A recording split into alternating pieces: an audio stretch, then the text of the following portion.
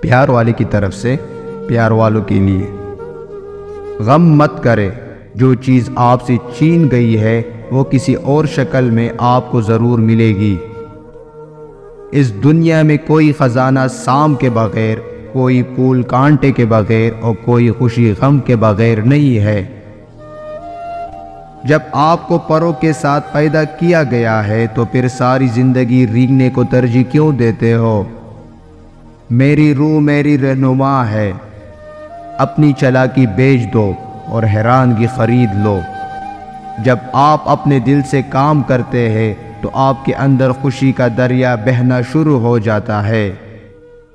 हमेशा रहने वाली खूबसूरती आपकी दिल की खूबसूरती है। ज़ख्म वो जगह है जहाँ से आप में खुशी दाखिल होती है।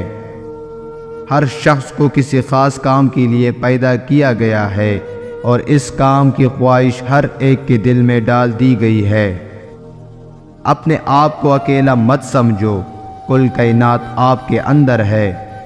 अपनी हिफाजत करना भूल जाओ और वहाँ रहो जहाँ तुम्हें रहने से डर लगता है।